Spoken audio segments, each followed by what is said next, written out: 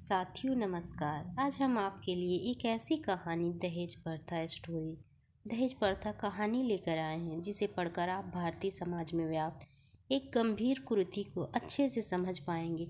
यह कहानी सत्य घटना पर आधारित है जिसे हमें एक पाठक ने भेजा है। आशा है आपको हमारी कहानी पसंद आएगी। गर्मी से बुरा हाल। कूलर की हवा में बैठा हर रोज की तरह मैं टीवी देख रहा था। टीवी तो क्या, डब्बा था डब्बा। एलईडी तो हमने रमेश की शादी में समधी सा को गिफ्ट में दे दिया था। बस तब से हम इसी से काम चला रहे थे। हालांकि जब हमें ये हमारे ससुराल से गिफ्ट में मिला था तब ये किसी एलईडी से कम नहीं था। तभी मोबाइल की घंटी बजी। फोन रमेश के ससुराल से था। हम गीता को नहीं भेजेंगे, सामने से आवाज़ आई। कोई बात नहीं, बच्चों की भी अभी छुट्टी चल रही है, कुछ दिन और रहने दो, मैंने कहा। हम उसे कभी नहीं भेजेंगे, समधी जी ने कहा। क्या हो गया, अभी तो खुशी खुशी गई थी बहू यहाँ से, मैंने बात को संभालते हुए कहा। वो तो खुश है लेकिन हम खुश नहीं हैं। आप तो हमारी बेटी को ले गए, अब हमारा ध्यान कौन रखेगा? समधन जी ने पीछे से कहा। मैं कुछ समझा नहीं, मैंने कहा। समझाना समझना कुछ नहीं है, गर्मी बहुत है, हमें एसी चाहिए, वरना अपनी बहू को भूल जाओ। और फ़ोन कट गया। मेरे पैरों तले ज़मीन खिसक गई थी। मुझे कुछ समझ नहीं आ रहा था कि मैं क्या करूं। हालांकि मुझे इतना ज़रूर पता था कि जिस चीज़ की वे लोग मांग कर रहे थे वो दहेज था। मैंने रमेश को आवाज़ लगाई। बहू के साथ कुछ झगड़ा हुआ था क्या? मैंने पूछा। नहीं तो, वो तो बहुत खुशी से जा रही थी, बहुत दिनों के बाद अपने मम्मी पापा से जो मिलने वाली थी। पर हुआ क्या, वे अब बहू को नहीं भेजेंगे। फ़ोन पर अभी उन्होंने एसी की मांग की है। लेकिन पापा, ऐसा कैसे हो सकता है? गीता को तो पता है कि शादी का कर्जा ही अभी उतरा नहीं है, तो फिर यह एसी? रमेश ने गीता को कसूरवार ठहराया। बातचीत अब कौतूहल का विषय बनती जा रही थी। रमेश की माँ, जो काफ़ी देर से रसोई में हमारी बातों को आटे की पिटाई करते हुए सुन रही थी, अब बातचीत का हिस्सा थी। यह भी हो सकता है कि बहू को इस बारे में कुछ पता ही ना हो, रमेश की माँ ने कहा।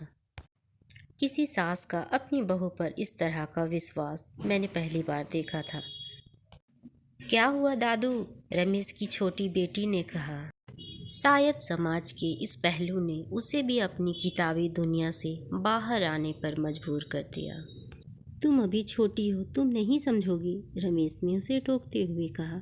क्यों नहीं समझूंगी? मुझे पता है आप लोग दहेज की बात कर रहे हैं। छोटी के इस शब्द दहेज ने सभी को स्तब्ध करके रख दिया। मैंने अपनी हिंदी की किताब में पढ़ा था दहेज के बारे में। शादी के समय वर पक्ष द्वारा वधू पक्ष से किए गए उपहार की मांग को ही दहेज कहते हैं।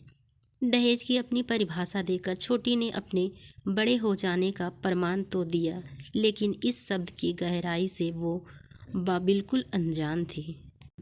लेकिन दादू, ये प्रथा, दहेज प्रथा तो कब से बंद हो गई है, और वैसे भी दहेज तो लड़के वाले मांगते हैं ना, तो फिर नाना जी हमसे क्यों मांग रहे हैं? छोटी ने कहा।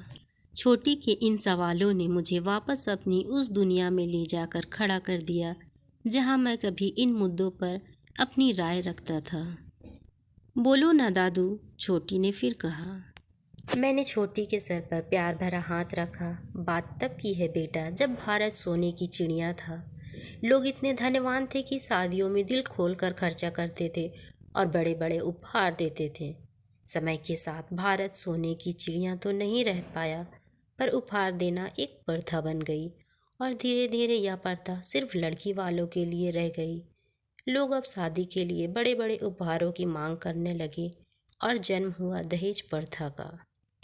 समय के साथ दहेज प्रथा ने अपने भयानक रूप दिखाया, और जो लोग दहेज देने में सक्षम नहीं थे वे लड़कियों को बोझ समझने लगे। दहेज के लालच में लोगों ने अपनी बहुओं को प्रताड़ित करना शुरू कर दिया। दहेज का भयानक रूप तो तब सामने आया जब दहेज की डर से लोगों ने बेटियों को माँ की कोख में ही मारना शुरू कर दिया। धीरे धीरे लड़कियों की संख्या लड़कों के मुकाबले कम होने लगी।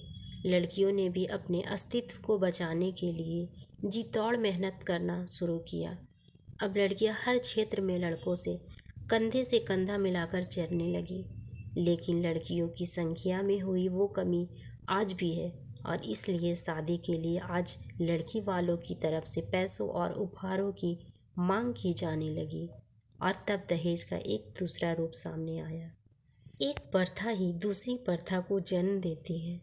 फंडा यह है कि किसी प्रथा को खत्म करने के बजाय उसके सही और गलत पहलू की ओर ध्यान दिया जाए। तभी दरवाजे की घंटी बजी। छोटी ने दौड़कर दरवाज़ा खोला। हाथों में बैग और आंखों में आंसू लिए गीता दरवाजे पर खड़ी थी। आज से यही मेरा घर है। मैं वो घर छोड़ आई हूँ पापा। जो मेरा सौदा करे वो मेरे माँ बाप नहीं हो सकते, गीता ने रमेश की तरफ देखते हुए कहा। रमेश की आंखें भर आई। उसने दौड़कर गीता को गले से लगा लिया। आज फिर एक बेटी ने अपने परिवार को बिखरने से बचा लिया था।